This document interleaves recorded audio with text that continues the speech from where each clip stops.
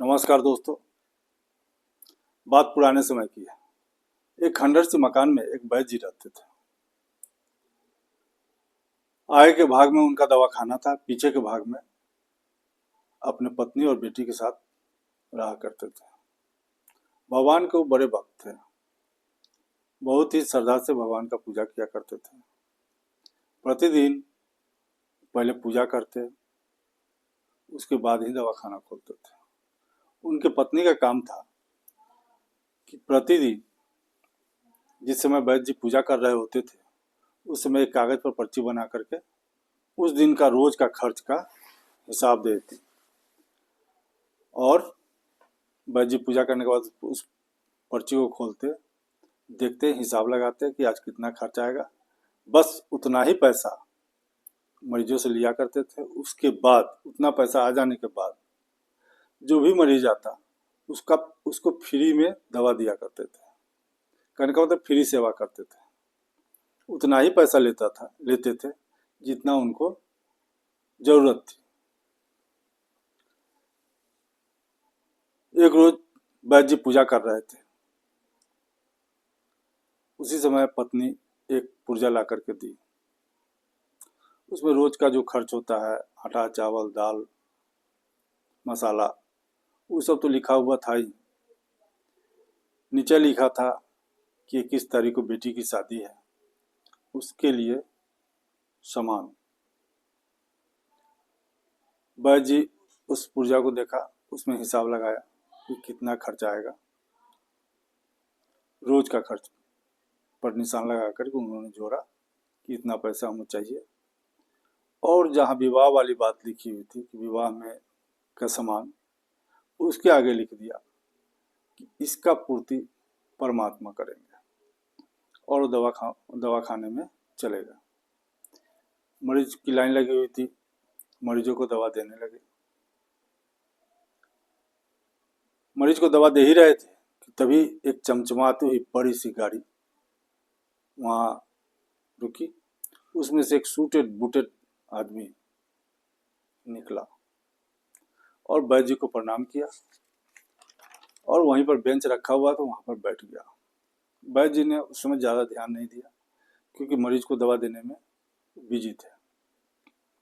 जब मरीज थोड़ा कम हुआ तो वैद्य जी उस लड़के से बोले, जो बड़ी सी गाड़ी से आया था, कि अगर आपको अपने लिए दवाई लेनी है तो यहाँ स्टूल पर आ जाइए, आपका नाड़ी देख करके दवा दूंगा। अगर किसी दूसरे के लिए दवा लेनी है तो एक कागज पर उस बीमारी का सिम्टम लिख करके दे दीजिए, मैं दवा बना करके दे देता हूँ। तब वो लड़का बोला कि वैद्य जी, आपने पहचाना नहीं? आज से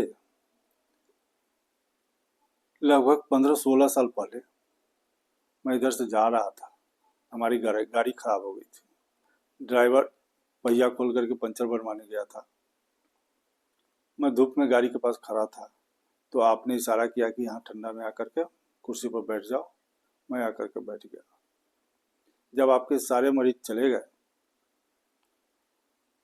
तो केवल आप मेरे लिए रुके हुए थे और आपकी एक बेटी थी 5-6 साल की, वो बार बार कहती थी, बाबा आप चलो, हमको भूख लगी है। तो आप उस बच्ची को कह रहे थे कि बेटी थोड़ा धीरज रखो, चलता हूँ। उसी समय हमने सोचा कि वैद्य जी मेरे लिए बैठे हुए हैं, कुछ दवा मैं भी ले लेता हूँ।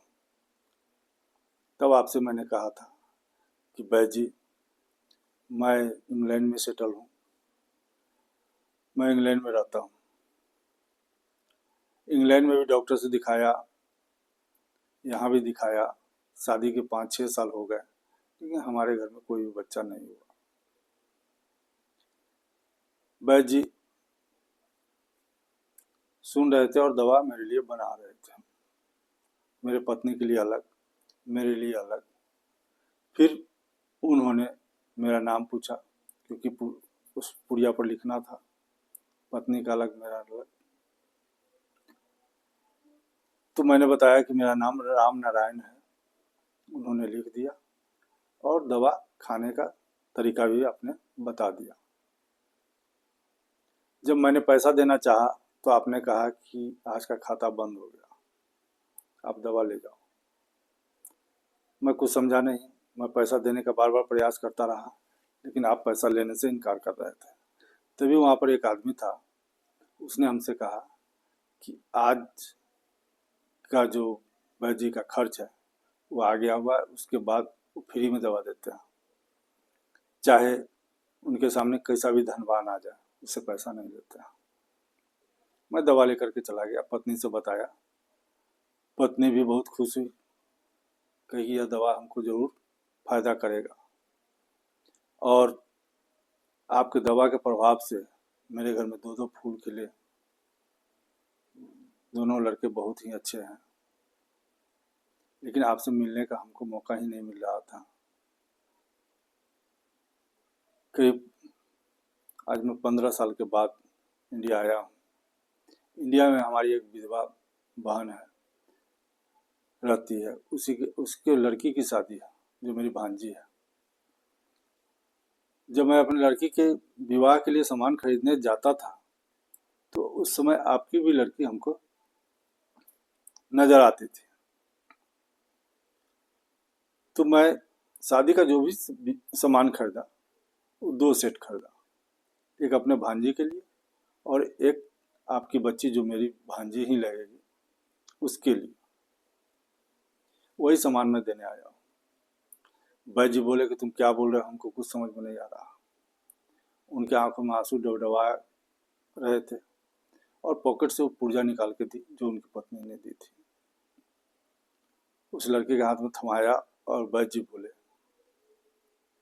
कि प्रभु आपकी कितनी कृपा है कि पत्नी हमारी पर्ची दी आज, और आप मेरे बेटी के शादी के लिए इस आदमी को माध्यम बना करके 1 महीना पहले से सामान खरीद रहे थे। धन्य हो प्रभु।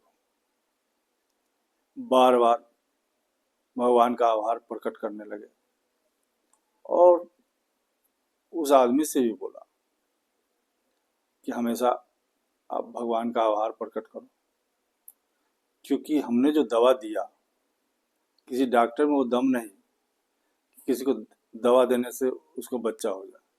जब तक ईश्वर की कृपा नहीं होती है, तब तक किसी को कोई संतान नहीं होता।